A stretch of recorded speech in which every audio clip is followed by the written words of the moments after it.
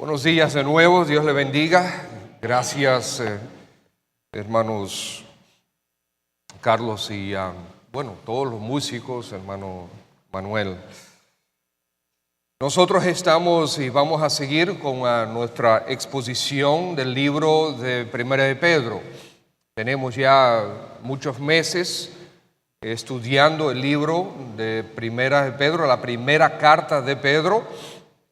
Y así pues vamos a seguir hoy estudiando la primera carta de Pedro. Quisiera que entonces nos traslademos a Primera de Pedro, capítulo 3, al final ya del capítulo 3, al final del capítulo 3. Nosotros hemos pasado varias semanas en el capítulo 3. Y creo que ya hoy terminamos. Si es que el Señor no viene antes de que terminemos. ¿Alguien necesita que le prestemos una Biblia? Nosotros tenemos Biblias disponibles. Los diáconos están atrás, algunos hermanos que pueden prestarle una Biblia. ¿Alguien? Si levanta su mano, entonces por allá sí, hay alguien que necesita una. Muy bien. 1 Pedro capítulo 3. Vamos a comenzar con el versículo 18 hasta el 22, aunque nuestro mensaje va a estar basado en los últimos dos versículos, 21 y 22, pero vamos a leer desde el 18. Antes de leer, vamos a inclinarnos delante del Señor y pedirle a Él que nos dé su entendimiento. Muy bien. Oremos. Padre, nosotros nos inclinamos delante de ti porque sabemos que tenemos en nuestras manos la palabra eterna, concebida en la mente eterna, concebida por ti, oh Dios, y a través de los santos escritores tú nos la trajiste a través de los siglos, preservándola hasta nuestros días. Qué bueno es, Señor, qué gran bendición es para nosotros hoy que en este solo salón hay montones de Biblias, hay montones de ejemplares, de copias de tu palabra. Gracias por eso, Señor. No tenemos excusa para no meditar en ella, para no hacer de ella la parte más importante de nuestra vida. Pedimos, sin embargo, que al tenerla traducida al español, nosotros podemos comprender el español, pero no podremos comprender el mensaje a no ser que tu Espíritu Santo nos ayude. Por lo tanto, sabemos, Señor, que aunque el español está claro, sabemos que tu palabra ha de ser discernida espiritualmente.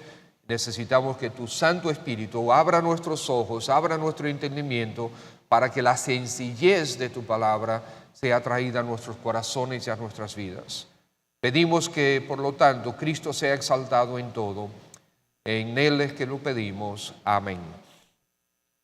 Porque también Cristo, versículo 18, también Cristo padeció una sola vez por los pecados, el justo por los injustos, para llevarnos a Dios, siendo a la verdad muerto en la carne, pero vivificado en espíritu, el cual también fue y predicó a los espíritus encarcelados, los que en otro tiempo desobedecieron, cuando una vez esperaban la paciencia de Dios en los días de Noé, mientras se preparaba el arca, en la cual, en la arca, pocas personas, es decir, 8, fueron salvadas por agua.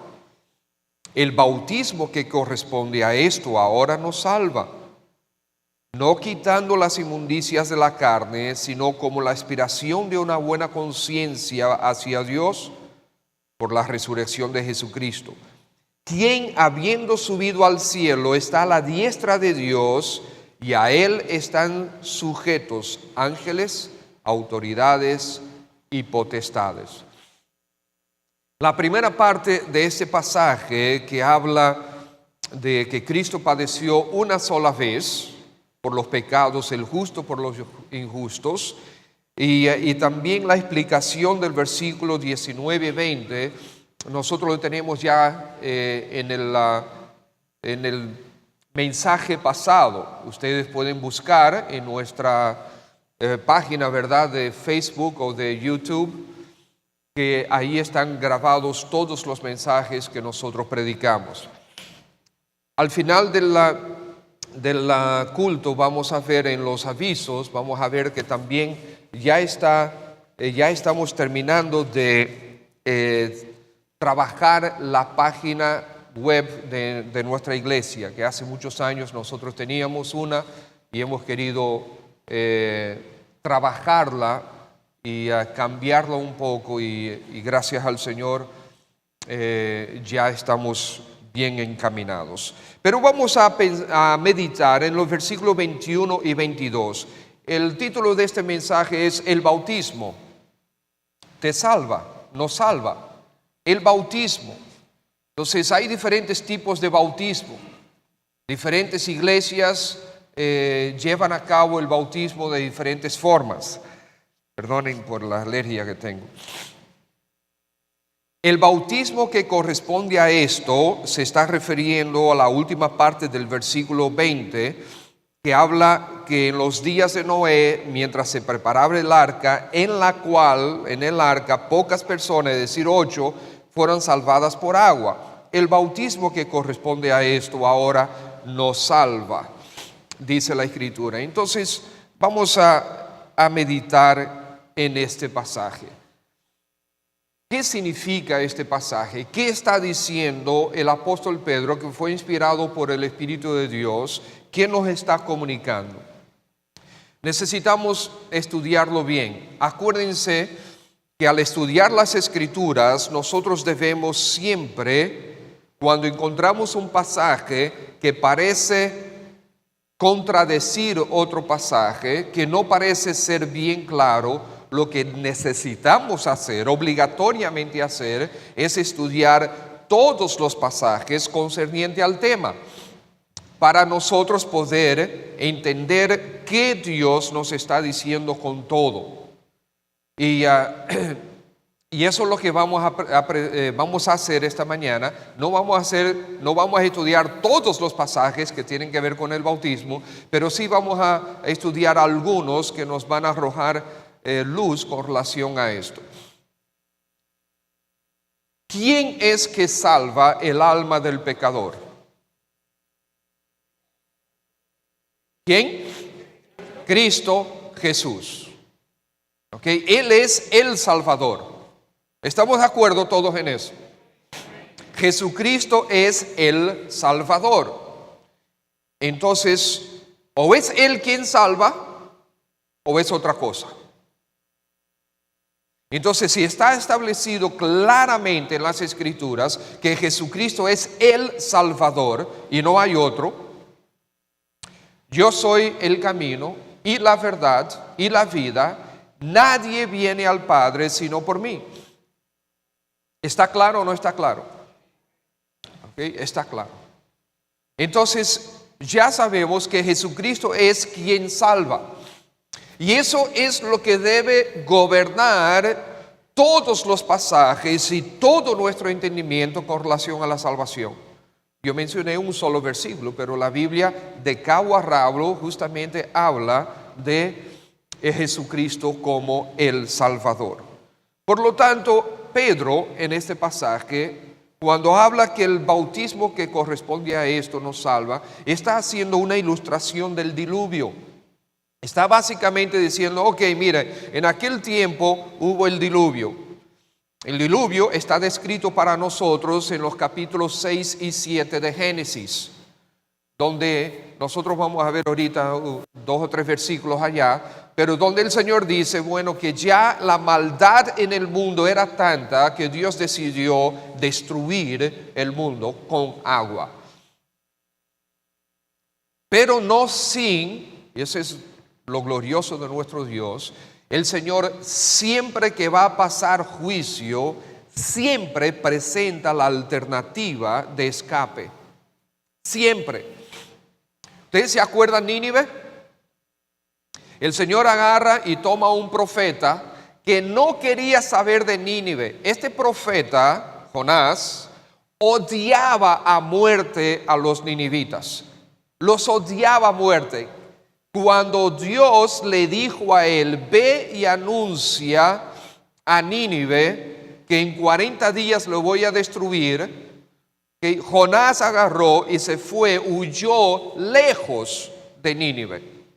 ¿Por qué? Porque Jonás conocía a Dios perfectamente y sabía que Dios es Dios misericordioso. Y Jonás dijo, yo no voy a estar anunciando un mensaje de juicio cuando yo sé que tú al final lo vas a salvar. Y yo no quiero que lo salves. Entonces huyó. ¿Okay? El Señor dijo, no, esta encomienda es tuya, porque además de trabajar con los ninivitas, yo quiero trabajar contigo también. ¿Okay? Y ustedes conocen la historia, y finalmente llega Jonás a Nínive. Y el mensaje de Jonás era fácil. Dentro de 40 días Dios los va a destruir por completo. Y Jonás no estaba llevando un mensaje de compasión. No estaba diciendo, óyeme, arrepiéntete que el Señor te va a castigar. Tú quieres que Dios te castigue, arrepiéntete. Mira, dentro de 40 días Dios te va a castigar, arrepiéntete primero. No, ese no era el mensaje de Jonás. El mensaje de Jonás es, Dios los va a destruir dentro de 40 años, dentro de 40 días. Ese es el mensaje de Jonás. ¿Y qué sucedió? Desde el rey hasta el perro prácticamente, todos se arrepintieron. La ciudad completa, se estima que había más de 500,000 de personas en esa ciudad. Todos se arrepintieron. ¿Y qué hizo Dios? Lo que Jonás no quería que Dios hiciera. Los perdonó. Eran culpables, pero Dios los perdonó por causa del arrepentimiento. Aleluya. Ese es nuestro Dios. Ahora, ¿ustedes saben qué? 100 y algo años después de ese suceso, Dios volvió a enviarle un mensaje a Nínive que los iba a destruir, pero en esa oportunidad nadie se arrepintió y Dios la destruyó. Dios, cuando promete, ejecuta, pero Dios siempre da la posibilidad de arrepentimiento, de salvación. Este es nuestro Dios. Ahí está, Dios trae el diluvio sobre el mundo, pero Dios anunció que había una alternativa. Y la alternativa era el arca que Dios mandó a construir a Noé. Que por cierto, muchos creen que esto fue un cuento. Y por cierto, otra vez, déjenme yo compartir algo con ustedes, hermanos. Algo que recibí de este ministerio que recientemente tuvimos en aquí nosotros recibimos al hermano Ken Ham del ministerio Respuestas en Génesis. Con él fue que yo entendí esta verdad. Muchos de ustedes dan clases a niños. Muchos de ustedes le enseñan a sus hijos la palabra de Dios. Muchos de ustedes han enseñado en la escuela dominical y probablemente volverán a enseñar en la escuela dominical. Hermanos, les ruego por favor, por la gloria de Dios y por el bien de las almas de vuestros hijos, no enseñen la palabra de Dios como si fuera cuentos. Te voy a contar una historia bíblica. No, eso lo hemos hecho durante 30 y pico de años en esta iglesia. Es necesario cambiar. No enseñemos la Biblia como historietas bíblicas. No son historietas, no son cuentos. Todo lo que está en la Biblia es verdad. No son historias bíblicas, es historia. Sucedió. Es verdad todo lo que está ahí.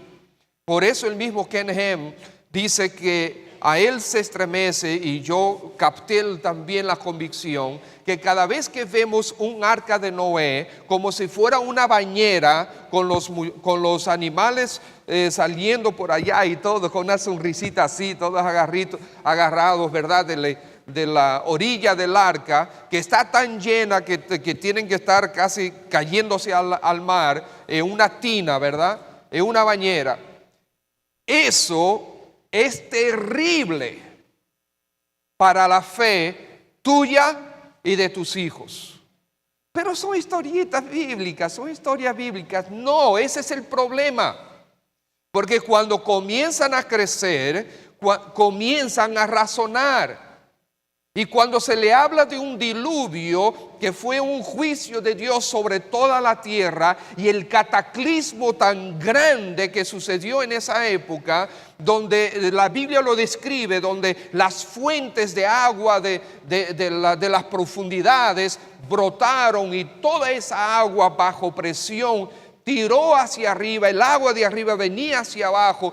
Todo lo que era fue una convulsión completa, cataclismo sobre cataclismo en toda la tierra. Cómo esa bañera va a soportar todo este movimiento de agua. Cómo va a caber toda lo que es la comida y el abastecimiento para el alimento de estos niños en esa bañera. ¿Ustedes ven lo nocivo que es? Nuestros hijos crecen con esa imagen y entonces comienzan a dudar la Biblia, porque tú y yo le hemos enseñado la Biblia como cuentos y no como historia. No, hay que mostrarle exactamente cómo era el arca. Y para eso tú tienes que estudiar, y para eso tú tienes que investigar. ¿Ustedes me entienden, hermanos? Entonces, aquí está el diluvio. El diluvio, un juicio grande. Y tenemos las últimas palabras del versículo 20, ¿verdad? Cuando una vez esperaba en la paciencia de Dios en los días de Noé, mientras se preparaba el arca. Mientras se preparó el arca, Dios esperó. Y mientras se preparaba el arca, dice la Biblia que Noé era pregonero de justicia. Noé era predicador del juicio, pero predicador también de la oportunidad de salvación. Está el arca, lo estoy construyendo, y esta va a ser la salvación para el juicio. Todo aquel que quiera debe entrar en el arca, si quiere ser salvo. Pero naturalmente, como al día de hoy, la gente se burla cuando se anuncia el juicio de Dios. En segunda de Pedro, en la segunda carta de Pedro, estamos estudiando la primera, pero en la segunda, el Espíritu de Dios utiliza al apóstol para decir: vendrá otro juicio mundial sobre toda la tierra, pero ya no va a ser con agua, va a ser con fuego. ¿Y qué es lo que la gente dice? Se ríen de nosotros, se ríen de la Biblia. Aquellos también se rieron hasta que Dios cerró la puerta del arca. Ya no se están riendo. Hay que tomar las palabras de Dios en serio, porque son serias, porque tiene implicaciones eternas, toda y cada una de ellas. Tiene implicaciones eternas. Solamente 8 personas fueron salvas por agua. El bautismo que corresponde a esto, entonces. Aquí tenemos la ilustración del diluvio, donde hay dos cosas. En el diluvio hay juicio, pero también hay salvación. Hay juicio y hay salvación. Juicio, ¿por qué? Porque Dios lo decretó. Y todos los que estuvieron fuera del arca murieron. Todos los que estaban fuera del arca murieron.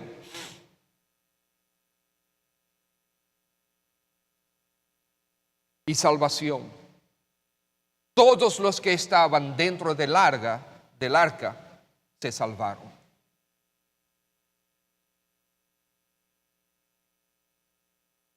Si ustedes quieren, vamos a volver, busquen el pasaje otra vez, 1 de Pedro capítulo 2, versículo 21. Yo quiero parafrasearlo, mientras ustedes lo leen ahí, yo quiero tratar de parafrasear un poco esto. El bautismo que corresponde, la palabra corresponde es antitipo, o sea que es una figura. El bautismo que es figura de esto nos salva. Entonces Pedro dice, por cierto, no estamos hablando de mojarse con agua que solo limpia el sucio físico, sino una respuesta, o sea, la palabra aspiración es como una respuesta de nuestra conciencia para con Dios por la resurrección de Jesucristo. Entonces Pedro tiene aquí el cuidado de explicar que el bautismo por agua realmente no es lo que salva. Nosotros somos salvos por Cristo, no somos salvos por medio de las obras de la ley, como dice en múltiples sitios la palabra de Dios.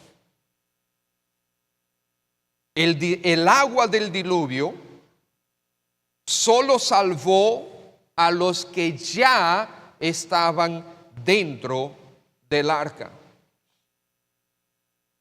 Esa misma agua no salvó a los que estaban fuera de ella. Debemos entender esto. Cristo nuestro Señor es el arca de la salvación. Y tú tienes que estar dentro para poder ser salvo. El agua del bautismo, y donde yo estoy parado, aquí tenemos la pileta, por así decir, donde bautizamos. El agua del bautismo no salva, sino simbólicamente solamente. ¿Cuál es? Esa es la ilustración del diluvio. Es el símbolo del bautismo. ¿Cuál es? El agua en sí mismo no hace nada. Es el evangelio que salva. Vamos a ver, 1 Corintios capítulo 1. 1 Corintios capítulo 1.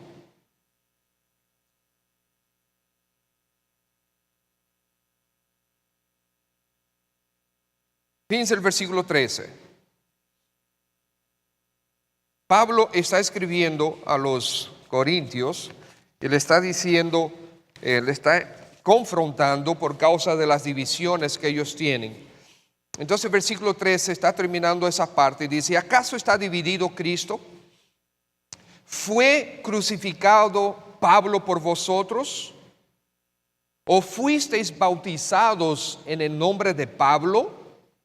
Entonces el apóstol Pablo sigue diciendo, doy gracias a Dios de que a ninguno de vosotros he bautizado, sino a Crispo y a Gayo, para que ninguno diga que fuisteis bautizados en mi nombre.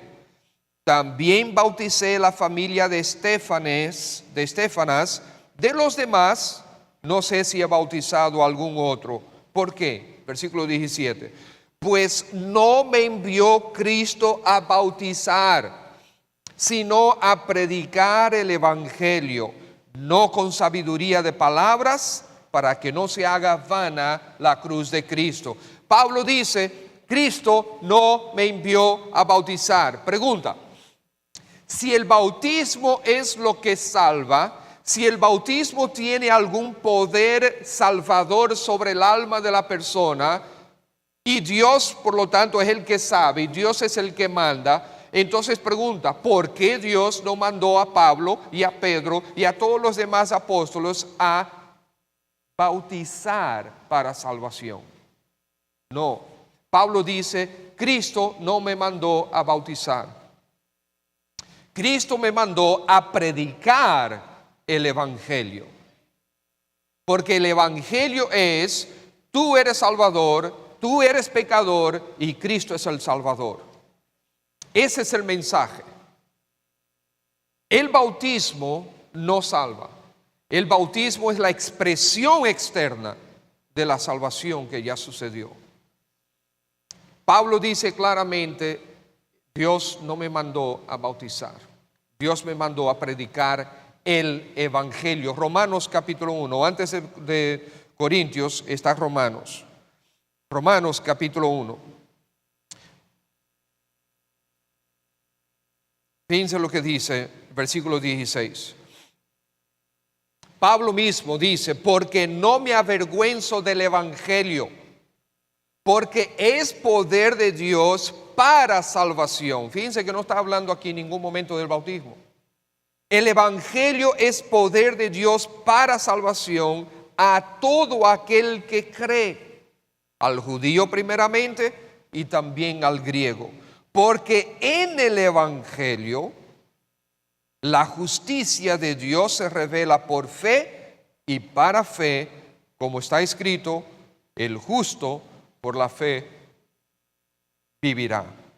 Por lo tanto, hermanos, nosotros vemos que el bautismo es simbólico del verdadero evangelio. En Tito capítulo 3, vamos a verlo. Tito está después de Timoteo. Versículo 4. Podemos leer desde el versículo 3. Porque nosotros, Tito 3, versículo 3, porque nosotros también éramos en otro tiempo insensatos, rebeldes, extraviados, esclavos de concupiscencias y deleites diversos, viviendo en malicia y en envidia, aborrecibles y aborreciéndonos unos a otros. Eso era en el pasado. Pero cuando se manifestó la bondad de Dios nuestro Salvador y su amor para con los hombres, nos salvó, no por obras de justicia que nosotros hubiéramos hecho, sino por su misericordia, por el lavamiento de la regeneración y por la renovación en el Espíritu Santo, el cual derramó en nosotros abundantemente por Jesucristo nuestro Salvador, para que justificados por su gracia, viniésemos a ser herederos conforme a la esperanza de la vida eterna. Entonces fíjense que es el Espíritu de Dios quien hace la obra del nuevo nacimiento en nosotros. No es el bautismo. Fíjense que termina diciendo, nos salvó no por obras de justicia que nosotros hubiéramos hecho. No es una obra la salvación. Qué fácil sería, estimados, qué fácil sería, en vez de pasar aquí 45, 50 minutos predicando el Evangelio, domingo tras domingo, por lo menos 2 veces al día, sería mucho más fácil hacer una fila. Es más, decirle a la gente, miren, aquí le vamos a dar 100 pesos a todo el que pasa por esa pileta. ¿Ok? Y le hacemos una escalera, bueno, ya las escaleras están de este lado, pero le hacemos una escalera del otro lado también, para que sea fácil. Mire, es solamente cruzando. Venga el primero, listo, sal por ahí, vete para tu casa, el próximo. Óyeme, qué fácil sería. Si es mojarlo con agua, pues no hay problema. El agua no está tan cara hoy en día. Bueno, en algunos sitios sí, pero no vale la pena. Porque si va a salvar eternamente a los pecadores, vale la pena la inversión en esta agua. ¿Estamos de acuerdo? No, el agua no es la que salva. Es nuestro Señor Jesucristo. El bautismo es solamente símbolo. La ordenanza es la ordenanza simbólica. Mateo capítulo 28, versículo 19. El Señor Jesucristo dijo, id y haced discípulos por todo el mundo, bautizándolos en el nombre del Padre y del Hijo y del Espíritu Santo. Entonces, primero tenemos que ir, predicar el evangelio de la salvación en Cristo Jesús. Segundo, mientras estamos predicando el evangelio, tenemos que hacer discípulos. Una vez es discípulo de Cristo, no nuestro, de Cristo, entonces se bautiza. ¿Ustedes ven? No es que id y bautizad haciendo discípulos. Es al revés. Id, bautizad, id, haced discípulos y bautizad. El bautismo solo salva como antitipo de la realidad. Solo como antitipo. De nuevo, acuérdense, en ese pasaje de 1 de Pedro capítulo 3, versículo 21, la palabra corresponde es la palabra antitipo. Significa figura. Solo como figura, no en realidad. Solo como ilustración tenemos, por ejemplo, los sacrificios del Antiguo Testamento. El Señor ordenó los sacrificios. Fue el Señor que lo ordenó, ¿sí o no? Y entonces los judíos, día tras día, momento tras momento, estaban ellos ofreciendo sacrificios. Y tenían que llevar un animal y se degollaba el animal tenía que derramar su sangre y ese animal que era inocente, porque ¿quién había pecado? El animal. No, los animales no pecan. ¿Ok? Es el hombre que había pecado.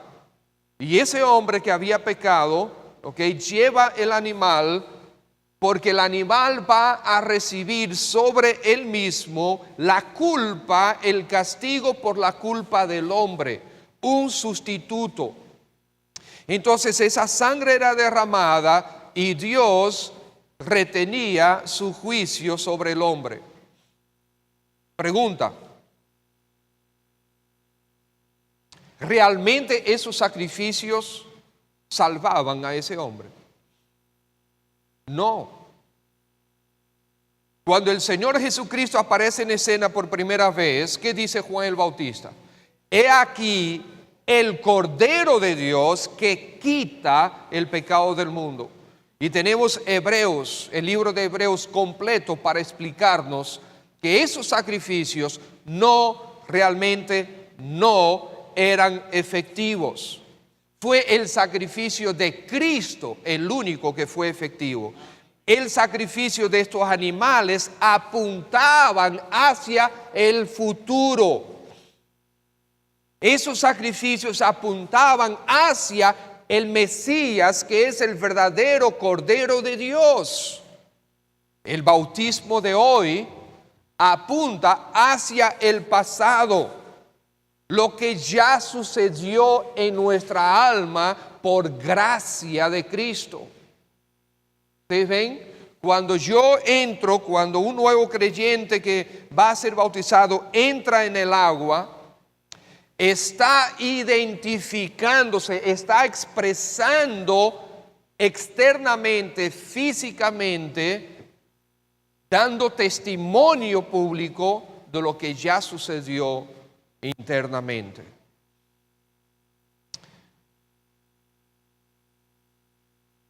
El bautismo, por lo tanto, de nuevo es la manifestación externa, el testimonio público de la fe interna. Cuando el judío que había pecado llevaba el cordero o el chivo o la cabra, llevaba, ¿verdad?, hacia el templo, e iba caminando desde su casa con el animal hacia el templo. ¿A qué iba? A ofrecer el sacrificio. ¿Por qué iba a ofrecer el sacrificio?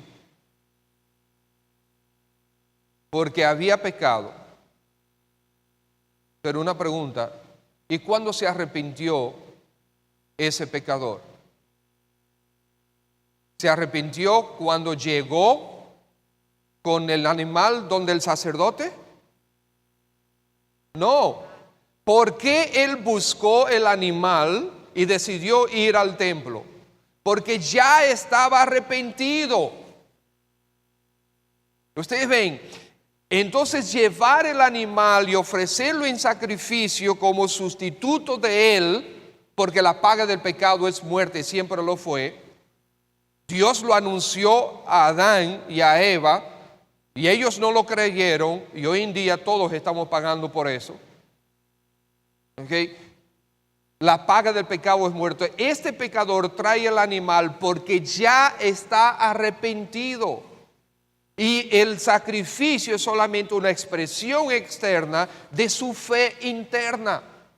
El bautismo es exactamente lo mismo. Romanos capítulo 10 dice: si confesares, versículo 9, con tu boca que Jesús es el Señor y creyeres que Dios le levantó de los muertos, serás salvo. Eso es lo que salva, no es el bautismo. Bien, entonces, ¿qué es el bautismo? El significado del bautismo es la identificación con el Evangelio. Vamos a buscar Romanos capítulo 6. Romanos capítulo 6. El significado del bautismo. Romanos capítulo 6.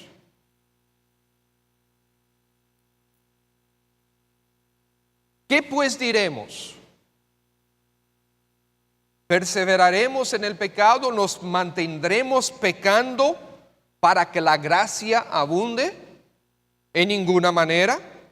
Porque los que hemos muerto al pecado, ¿cómo viviremos aún en él? ¿O no sabéis que todos los que hemos sido bautizados en Cristo Jesús, hemos sido bautizados en su muerte? Porque somos sepultados juntamente con él para muerte por el bautismo, a fin de que como Cristo resucitó de los muertos por la gloria del Padre, así también nosotros andemos en vida nueva. Porque si fuimos plantados juntamente con él en la semejanza de su carne, así también lo seremos en la de su resurrección. Plantado significa que el bautismo es, la persona entra en el agua, entonces el pastor acuesta el que es bautizado en símbolo de muerte y sepultura, y después lo saca del agua en símbolo de resurrección a una vida nueva. Por eso es que dice, porque somos plantados juntamente con él para muerte, por el bautismo, a fin de que como Cristo resucitó de los muertos por la gloria del Padre, así también nosotros andemos en una vida nueva. Por lo tanto, el que entra en las aguas del bautismo, nosotros por conveniencia lo hacemos aquí. Hay muchas iglesias que prefieren hacer un viaje a un río o un viaje a la playa y allá hacen el bautismo. Entonces, entramos en el agua. No es tirarle un poquito de agua o como hacían algunos, tomar una cubeta y echársela arriba. No hacemos de esa manera. ¿Por qué? Porque es un símbolo y queremos llevar a cabo el símbolo de manera correcta para que el mensaje de la simbología sea bien entendido. Ese pecador que ya se arrepintió, que ya se convirtió a Cristo, entra en el agua públicamente frente a todo el mundo. Él está diciendo: ya yo me convertí a Cristo y ahora quiero que todos ustedes lo sepan. Por lo tanto, el pastor lo acuesta dentro del agua. ¿Con quién fue? Creo que fue contigo, Roberto, que yo tuve que hacerte 2 veces, o fue con Saulio o algo así, que tuve que agarrar y fue con Saulio, que tuve que, como que no entró bien, yo tuve que profundizarlo otra vez. Acostarlo dentro del agua como símbolo de muerte y sepultura. Y cuando sale, está diciendo: de ahora en adelante yo vivo una vida nueva. Y este es mi testimonio delante de todos. Ya yo soy cristiano, Cristo me ha dado nueva vida. Esto es lo que está diciendo este pasaje.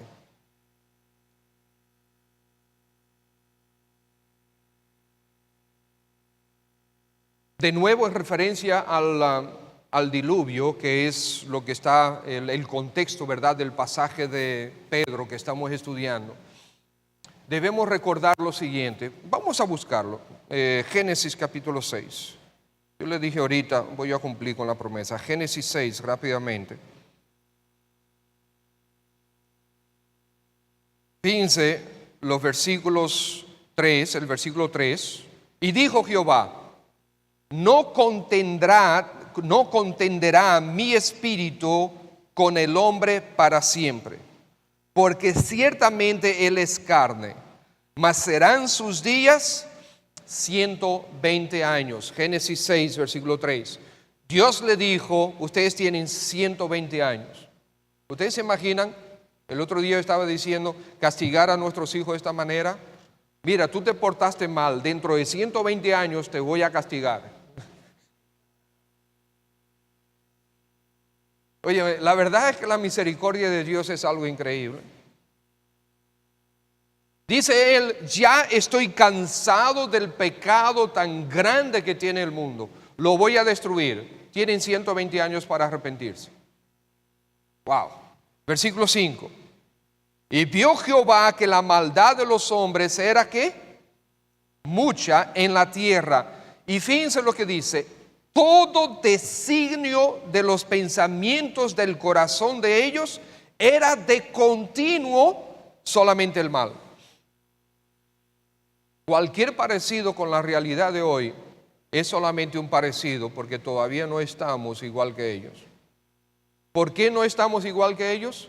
Porque el Señor dijo que su segunda venida vendría cuando en estos días estuviéramos igual que en los días de Noé. Imagínense ustedes la maldad que hay en este mundo y todavía no estamos igual que los días de Noé, porque si no Cristo ya hubiese venido. ¿Ustedes se imaginan la maldad que había en ese tiempo? Sin internet.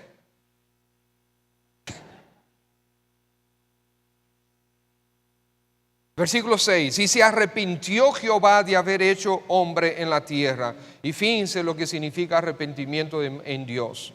Dice, le dolió en su corazón. Y dijo Jehová, raeré de sobre la faz de la tierra a los hombres que he creado, desde el hombre hasta la bestia, y hasta el reptil y las aves del cielo, pues me arrepiento de haberlos hecho. Pero Noé halló gracia ante los ojos de Jehová. Busquemos el versículo 11. Y se corrompió la tierra delante de Dios, y estaba la tierra llena de violencia. Y miró Dios la tierra, y aquí que estaba corrompida, porque toda carne había corrompido su camino sobre la tierra. Dijo pues Dios a Noé, he decidido el fin de todo ser, porque la tierra está llena de violencia a causa de ellos, y aquí que yo los destruiré con la tierra. Hazte un arca de madera de gofer, harás aposentos en el arca, y la calafatearás con brea por dentro y por fuera. Y de esta manera la harás: 300 codos de longitud del arca, de 150 codos de su anchura, de 30 codos su altura. Una ventana harás al arca, y la acabarás a un codo de elevación por la parte de arriba. Y pondrás la puerta del arca a su lado, y le harás piso bajo, segundo y tercero. Fíjense, ¿por qué leímos todo esto? Primero, para ver el juicio. Segundo, para ver el tamaño del arca. El arca fue un barco el más grande hasta la época relativamente moderna. El primer barco en ser más grande que el arca fue el Titanic. Y por haber desafiado a Dios, Dios lo hundió en su primer viaje. Ni siquiera lo terminó. Ese fue el primer barco más grande que el arca. Era suficientemente grande. Pero lo más importante de esto es que el arca tenía una puerta. Una puerta. ¿Por qué? Estamos hablando de entrar centenares y miles de animales allá adentro por una sola puerta. ¿No sería más práctico hacer como 10 puertas? Sí, sería más práctico, pero Dios no está en el negocio de la practicidad, en el negocio de la salvación. Y dice la Escritura que todo lo que se escribió antes para nuestra enseñanza se escribió. Una sola puerta en el arca que iba a salvar a todos los que estaban dentro. El Señor Jesucristo en Juan capítulo 10 dice: yo soy la puerta. El que por él entra será salvo. Una sola puerta, un solo camino. Yo soy el camino y la verdad y la vida. Nadie viene al Padre sino por mí. No hay más. Cristo es el único. Y por ser el único, entonces excluye a todos los demás caminos o religiones o alternativas. De hecho, la palabra alternativa ni siquiera aplica porque no las hay. ¿Entendemos? No hay más alternativas. Cristo Jesús es el único. Bien. Entonces el mensaje del bautismo es que la salvación para tu alma es exclusivamente en y a través del Señor Jesucristo. Tú debes dar el paso de entregarte al Señor, de convertirte a Él. El apóstol Pedro, el mismo apóstol Pedro, en su segundo mensaje después que vino el Espíritu de Dios, él aprovechó cuando él y Juan, por intervención del poder de Dios, sanaron a este paralítico. Este hombre estuvo contento y se metió con ellos en el templo y adoraba a Dios y cantaba a Dios, y todo el mundo estaba espantado. ¿Qué fue lo que sucedió a este hombre? Porque durante años, este ya era un adulto y desde chiquito lo habían puesto a la puerta del templo para que todo el que entraba le diera limosna. Ahora de repente ven a este hombre que nunca pudo pararse. Ahora está parado, y no solamente parado, brincando y corriendo y adorando al Señor. Y se pregunta, ¿qué fue lo que pasó? Y Pedro dice: no nos miren a nosotros, porque esto es obra de Dios. Y entonces les predica el Evangelio. Y cuando termina su mensaje resume el mensaje de esta manera: así que, Hechos capítulo 3 versículo 19, así que arrepentíos y convertíos para que sean borrados vuestros pecados y vengan de la presencia de Dios tiempos de refrigerio, una vida transformada. Por lo tanto, una vez más vemos que lo que salva no es el bautismo, es solamente símbolo de lo que realmente salva. Cristo es el Salvador, pero arrepiéntete y conviértete a Él para que tus pecados sean borrados. Ustedes ven, es verdad que Dios habla de un juicio, pero es verdad que Dios habla de la salvación también. Y eso es, el mismo Pedro dice que Dios no retarda su promesa de la segunda venida, porque dice, porque nos ama a todos, no queriendo que ninguno perezca, sino que todos procedan a arrepentirse. Entonces, ese es el mensaje que Dios quiere para ti. Conclusión: ¿el bautismo te salva? No, el bautismo no te salva. El bautismo es una expresión externa, un testimonio externo de lo que ya sucedió internamente. Busquemos Gálatas, y con estos dos pasajes terminamos. Gálatas capítulo 2. Gálatas capítulo 2.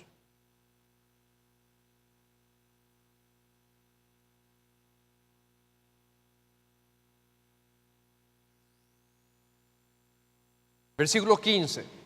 El apóstol Pablo le dice a los creyentes en Galacia, les escribe a las diferentes iglesias que estaban en Galacia, en la región de Galacia, dice: nosotros, capítulo 2 de Gálatas, versículo 15, nosotros, judíos de nacimiento y no pecadores de entre los gentiles, sabiendo que el hombre no es justificado por las obras de la ley. ¿Ustedes ven eso? ¿Qué claro está?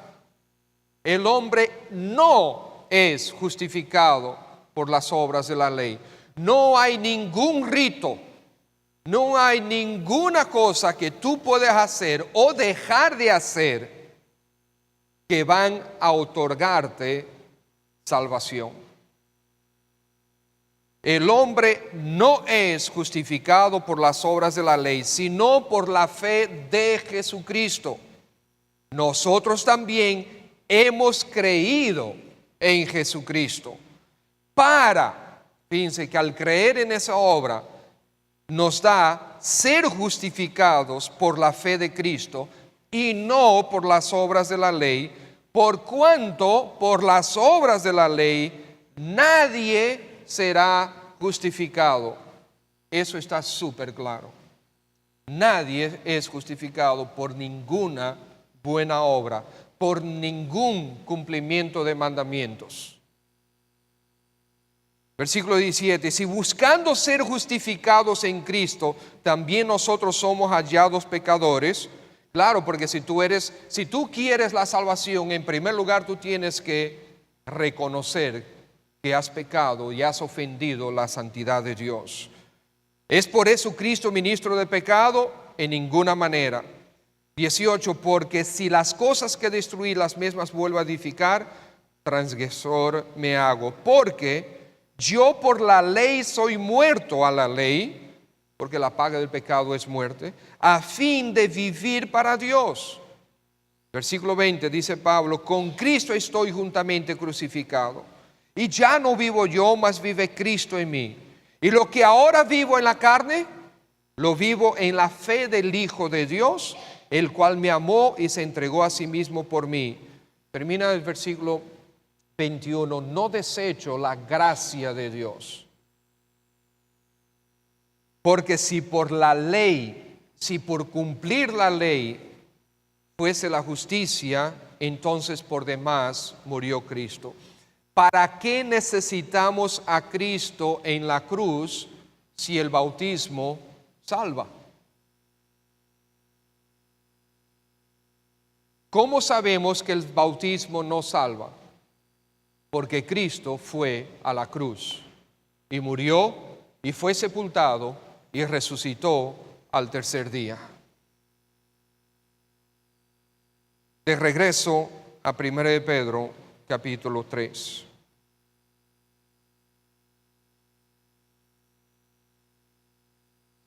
De regreso a 1 de Pedro, capítulo 3. Ustedes ven en el versículo 21 un paréntesis. Vamos a leer un momentito el versículo sin el paréntesis. Dice, el bautismo que corresponde a esto ahora nos salva por la resurrección de Jesucristo. ¿Ustedes ven? De repente toma ya sentido completo. Entonces, Pedro pone ese paréntesis ahí para establecer que no es el asunto del agua. Eso es simbólico. El asunto del agua no, eso es para lo externo. El agua es para limpiar lo externo. Eso es, aquí en el bautismo es simbólico. Entonces, el bautismo que corresponde a esto ahora nos salva por la resurrección de Cristo. Ahora, para yo creer en la resurrección de Cristo, tengo que aceptar primero que Él murió y fue sepultado. ¿Estamos de acuerdo? No puede haber resurrección si no hay primero muerte y sepultura.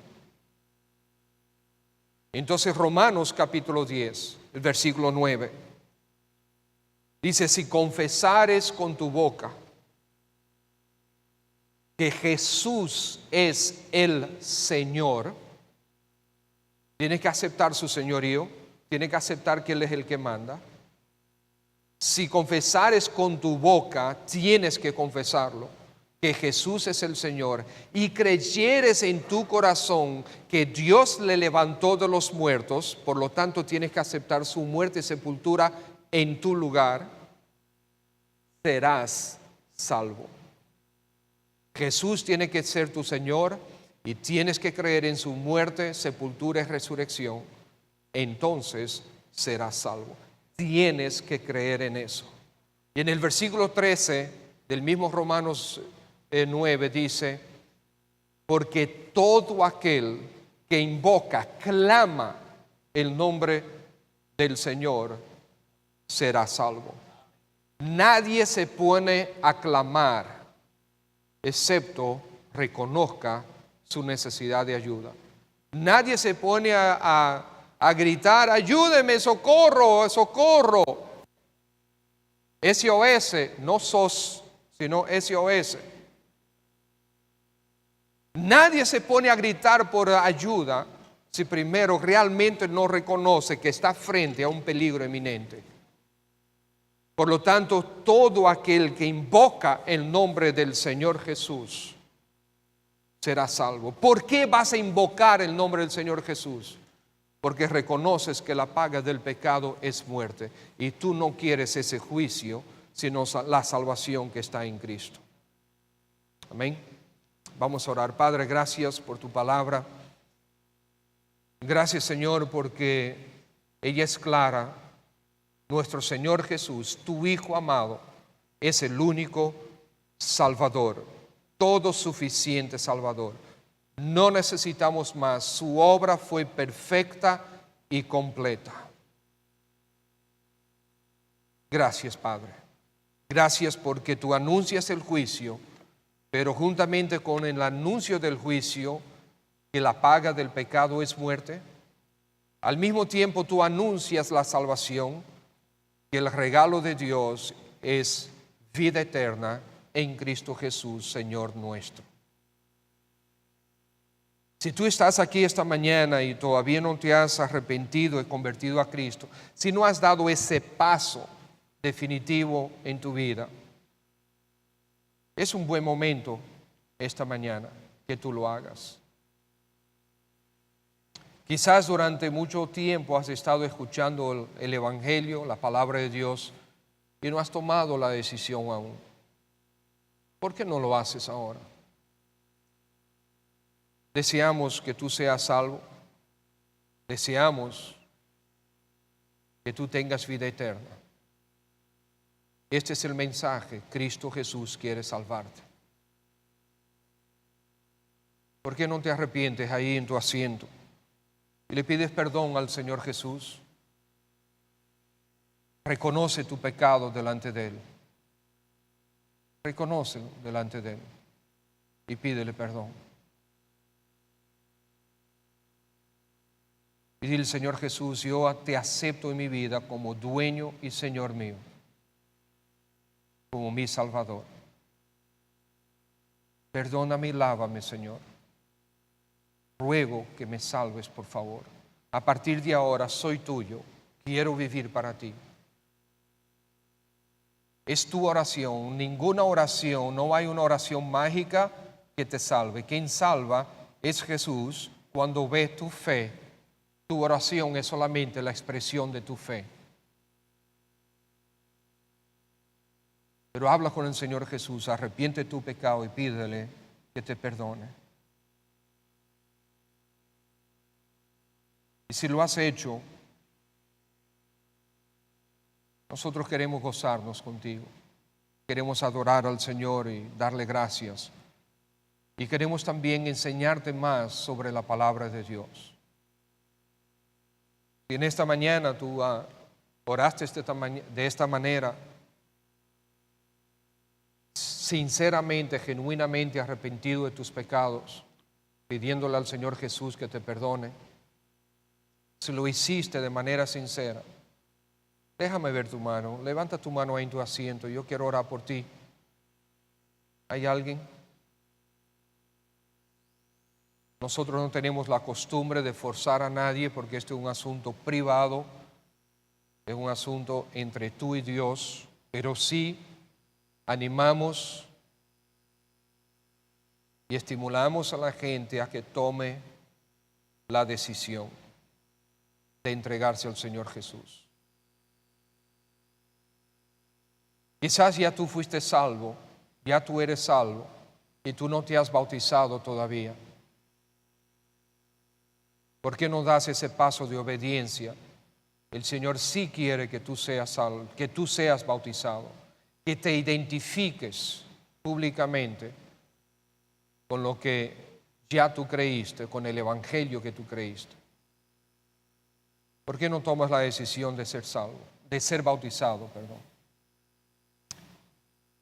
Te acercas a mí, te acercas al pastor Yadín, y nosotros te vamos a dirigir hacia la clase para tú prepararte para el bautismo.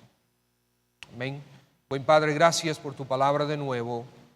Recibe tú la honra y la gloria, Señor. Y mira a aquellos que están aquí que todavía no se han entregado a ti. Te ruego que sigas obrando en sus conciencias y en su voluntad, en su corazón, para salvación de sus almas. Gracias, buen Dios, por tu palabra, en Cristo Jesús, tu Hijo. Amén. Dios le bendiga. Gracias, hermano.